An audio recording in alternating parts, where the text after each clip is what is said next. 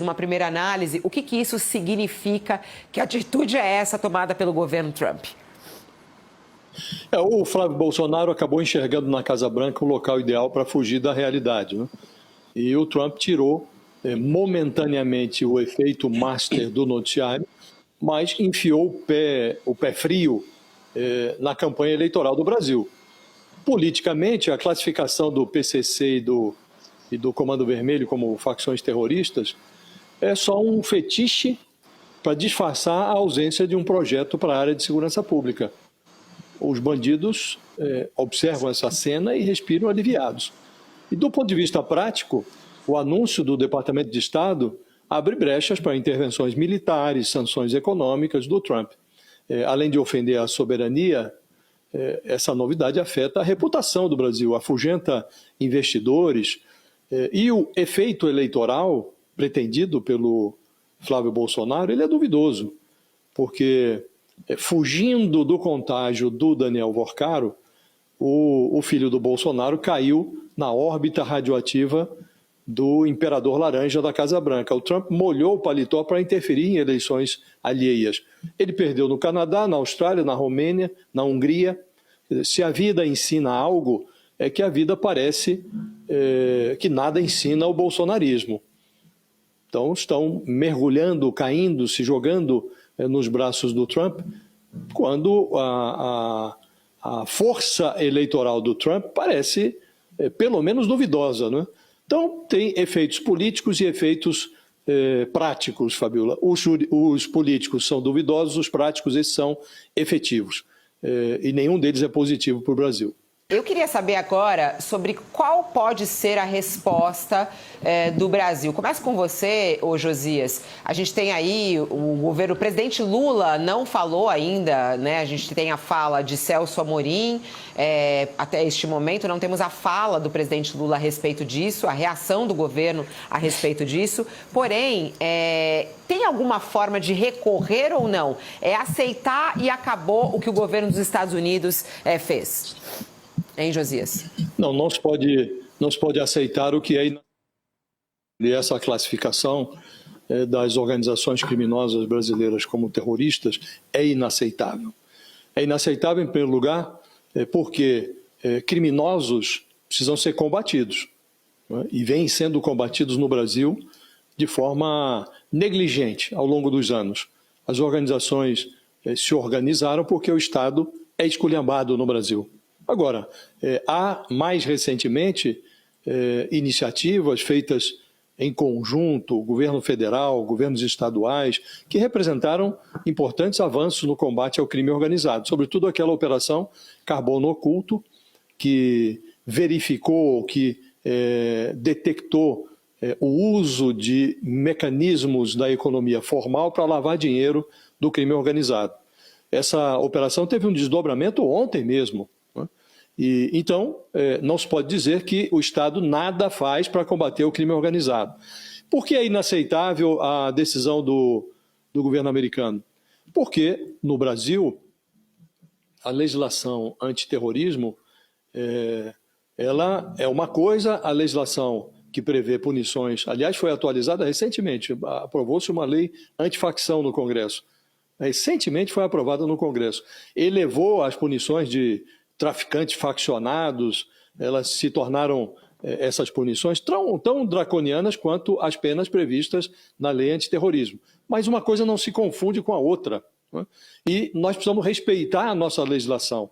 A lei antiterrorismo brasileira, ela classifica o terrorismo como uma atividade que exige motivações ligadas à xenofobia, discriminação, preconceito, ideologia, política, religião. A facção criminosa tem outra natureza, ela tem um objetivo econômico, o negócio dela é ganhar dinheiro, né? Então não tem nada a ver com xenofobia, com ideologia. Então é preciso respeitar a legislação brasileira. É preciso reconhecer que o crime deve ser combatido. Agora, por que também o Brasil deve se contrapor a essa decisão dos Estados Unidos? Porque isso submete a soberania brasileira a intervenções alienígenas. O Donald Trump já deu exemplos muito eloquentes do que ele pode fazer. Fez na Venezuela, invadiu o país a pretexto de combater narcoterroristas, bombardeou embarcações ali na região do Caribe, no Pacífico. Depois invadiu simplesmente a Venezuela, sequestrou um ditador, trancou lá em Nova York e está se apropriando das riquezas petrolíferas da Venezuela a pretexto de combater o narcotráfico. Né? Então, uma coisa não tem nada a ver com a outra.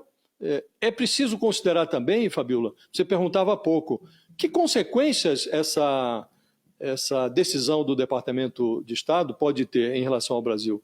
Além de rebaixar o pé direito da soberania do Brasil, além de submeter o Brasil a esse risco de intervenção militar no Brasil, além de tudo isso, há consequências econômicas que são menos visíveis, mas muito presentes. Essa classificação do Departamento de Estado submete negócios realizados no Brasil a uma legislação norte-americana. Né? E todo pretexto que os Estados Unidos quiserem utilizar para sobrestar negócios de interesse do Brasil a pretexto de combater o narcotráfico, eles vão poder fazer, sem nenhuma explicação, de forma unilateral. Isso aumenta muito os riscos para os negócios brasileiros. Só para citar um exemplo, agora o Brasil identificou aqui, nessa operação Carbono Oculto, a utilização de fintechs para lavar dinheiro do crime organizado, do PCC. Essas fintechs, elas abrem contas que são chamadas de contas bolsão. O que é isso? É um mecanismo que permite a essas fintechs que operam em nome do PCC, em nome do crime organizado, permite que elas administrem contas bancárias em instituições grandes do Brasil, do sistema financeiro, grandes bancos brasileiros. E numa conta como essa conta bolsão, é possível operar várias subcontas de clientes que não têm relação formal com a instituição financeira. Isso foi feito, agora mesmo descobriu-se que a REAG, que é um braço, uma operadora que foi utilizada também pelo Daniel Vorcaro, mantinha contas de investimento em grandes instituições para lavar dinheiro do crime organizado. E um banco, por exemplo, Bradesco, Itaú, tem lá uma conta bolsão dessa, operada por uma fintech, e lá no miolo, numa subconta subterrânea, tem lá uma conta vinculada com o PCC. O bancão não sabe que essa conta está lá, mas os Estados Unidos podem punir esse banco, essa instituição financeira brasileira, porque vai acusá-la de estar favorecendo a lavagem de dinheiro do crime organizado. Então esse é o risco a que o Brasil está submetido. De resto, investidores no Brasil vão ficar agora com o pé atrás. Suponha um grande investidor que queira operar no mercado de combustíveis, que está agora invadido pelo crime organizado. PCC operando nesse mercado de combustíveis para lavar dinheiro também. Qual é o investidor que vai investir no Brasil nessa área, correndo o risco de ser punido nos Estados Unidos? Então, há uma série de riscos, Fabíola, que são invisíveis, mas que estão presentes. Então, por conta de tudo isso, o governo brasileiro precisa se contrapor à medida. O que pode fazer? Não pode fazer senão recorrer às vias diplomáticas. Já vinha fazendo isso, agora atribui-se essa decisão dos Estados Unidos a uma interferência do Flávio Bolsonaro. Mas os Estados Unidos analisam essa hipótese de classificar as facções brasileiras como terroristas desde antes do Donald Trump. Outras administrações americanas já planejavam isso. Depois que o Trump voltou à Casa Branca, ele mencionava isso desde o início do mandato. Agora, juntou-se ali o interesse da Casa Branca com o interesse do Flávio Bolsonaro de fugir do contágio do efeito Master.